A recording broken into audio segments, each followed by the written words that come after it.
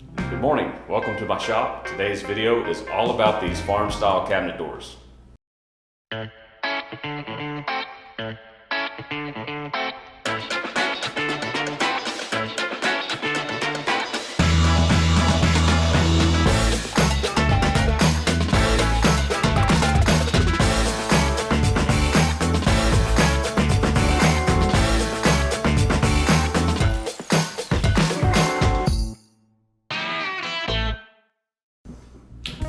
My current project is a built-in that I'm doing inside the house by the fireplace. It's basically inset into a brick wall, and it's got shelves up at the top, kind of like I'm going to use it for like a display to put some boxes and different things on. But the very bottom is going to have a couple of cabinet doors. And I've made a video, which is basically just a time-lapse video of that project, but I wanted to make this video to be a little bit more get a little bit more detailed on how I'm going to make these doors. Now, the project is done with the exception of these doors. I've already painted it and everything. I've just got to build these doors, paint them, install them, and that project will be done. These doors are going to be they're going to be frame panel doors done in kind of a farm style, which is what my wife likes. And so I've kind of gone through the shop and I've gathered up every spare piece of poplar that I can find. This project is going to be painted, so whenever I paint something, I love working with poplar. It's really good for that. But I'm trying really hard not to buy any additional material for this. I'm trying to use the scraps that I've got here in the shop, and so that's the real challenge here. But I've got this pile of material, and I'm going to go inside and measure this opening. I haven't even done that yet. But anyways, let's get started.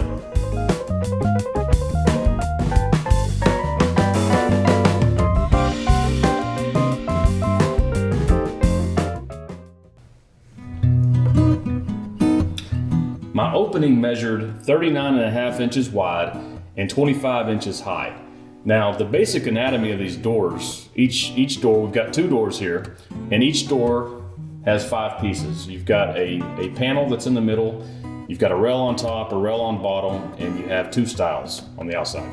So the type of hinges I'm using is going to require a 1/2 inch overlay, and so I'm gonna make an overlay on all sides, on the top and bottom, and on the sides. In the middle, the doors are going to come together. There's going to be no gap in between. They're going to come right up together, so I don't really have to worry about that. But what I do have to worry about is adding that 1/2 inch to the top and the bottom.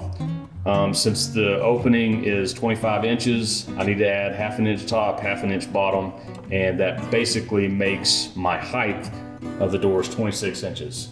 And all the rails go from the very top to the very bottom, so all my stiles are going to be cut to 26 inches. That's the easiest part of this. So 1, 2, 3, 4. You're going to have 4 stiles, and they're all going to be 26 inches long. Now the rails, in order to calculate those, you add the 1/2 inch to both sides, so that makes the 39.5 inch width on the opening. That's going to make the doors 40.5 because I'm adding an inch to that.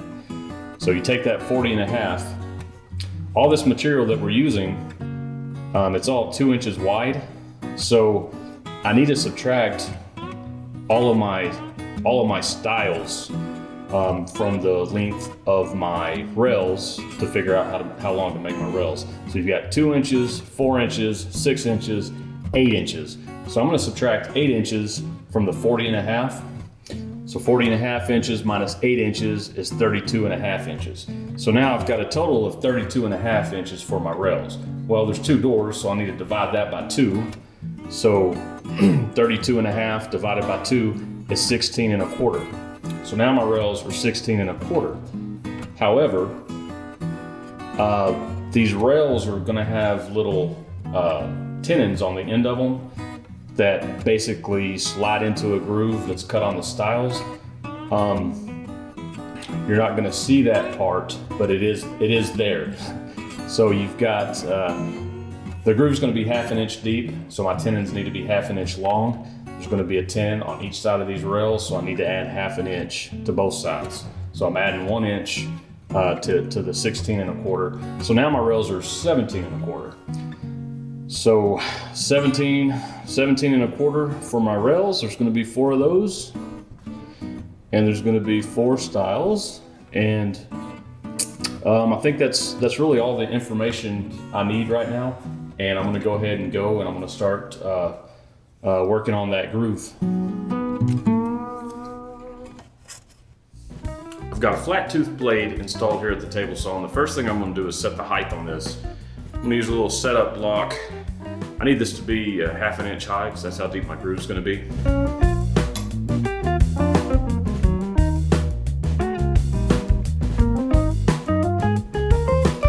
The curve of this blade is almost half the size. It's a thin curved blade, so it's almost half the size of the material. So I'm not going to be able to make one pass and have that groove be thick enough to accept this panel. So what I'm actually going to do, and I'm not even going to take any measurements, what I like to do is just eyeball this and get as close as I can to the center of this and make a pass, and then flip it over and make another pass, and that will put me dead center of this. And then it's just a matter of adjusting the fence just a little bit to make that groove bigger. You just have to keep in mind whenever you do that, however much you move that fence is going to open that groove up ×2 because you're making a pass on each side. So I'm going to go ahead and see if I can, and be sure to use a scrap piece for this because you don't want to mess up your work piece just in case I accidentally get it too big. But anyways, that's the idea behind this.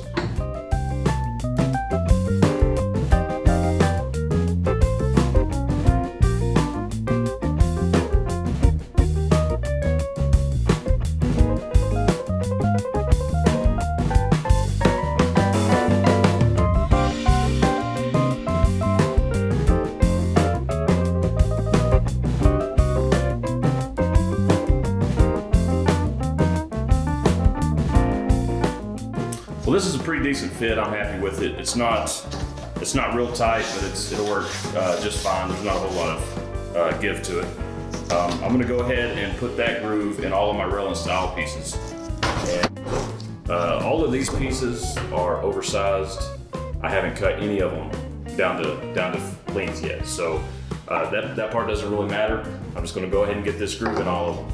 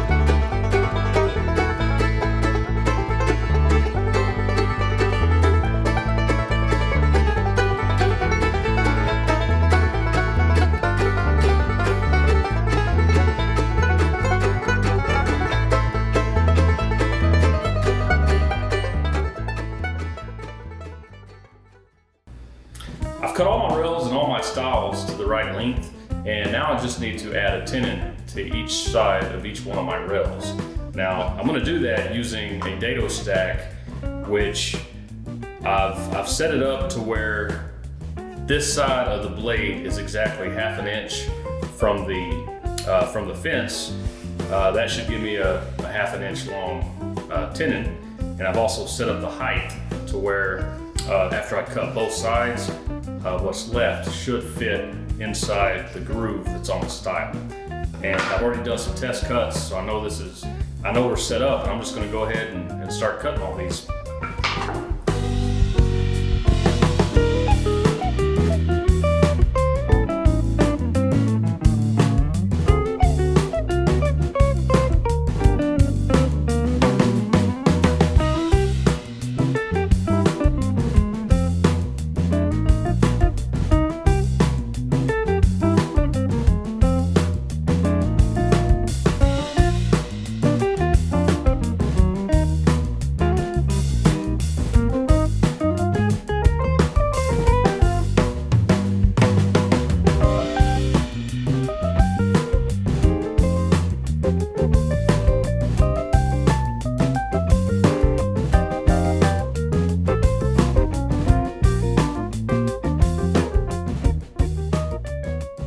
I've completed the frame, and all I need to do now is take my panel and cut it down to where it will fit inside this groove. Now, the inside measurement of this is 22 1/8 by 16 1/4. And since my groove is a 1/2 inch deep, got that on both sides, so I'm gonna add right under an inch to both of those measurements. So I'm gonna cut my panels down to 23 inches by 17 1/8. And that should fit really well. And so I'm gonna do that, and then I'm gonna glue these things up.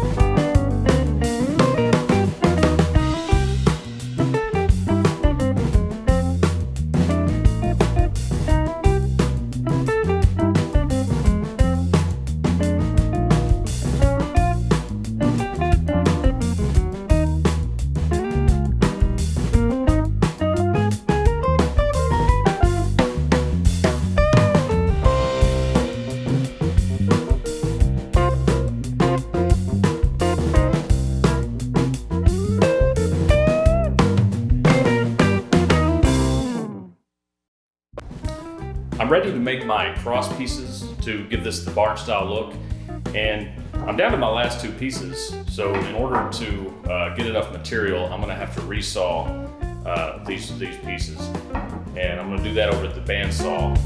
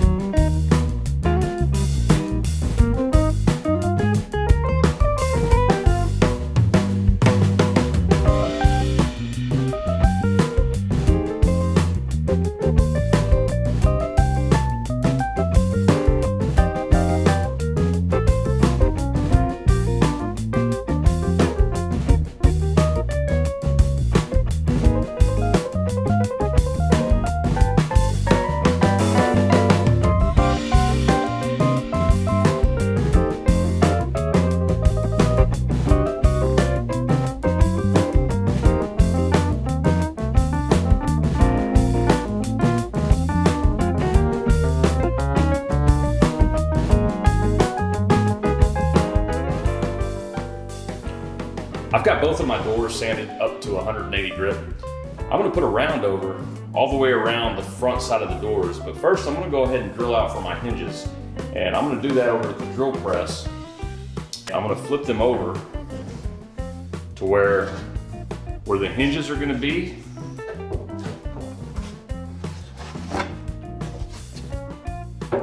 Are right here together. I'm gonna make a mark 4 inches.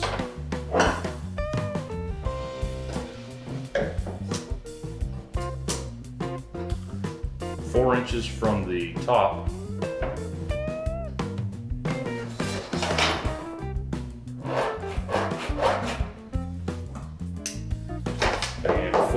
from the bottom. So it'll be exactly the same on both doors. I like doing it together.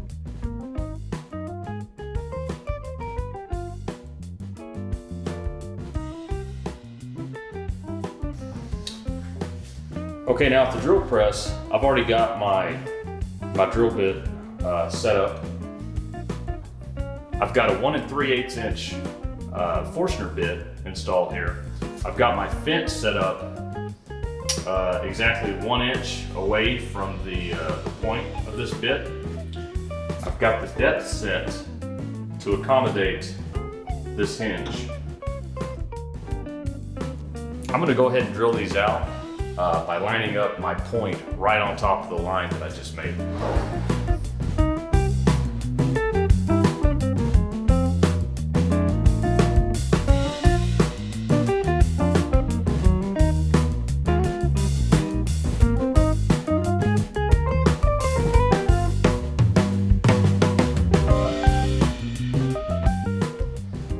I gave these doors one final sanding and now I'm ready to paint them. I picked up some semi-gloss spray paint that I think is going to give me the finish that I want. I'm going to put maybe 3 coats and sand between each coat. But before I do that, I'm going to go ahead and install all my hardware, the cabinet pulls, the hinges, and I'm going to install this into the built-in inside and just make sure there's no unforeseen problems.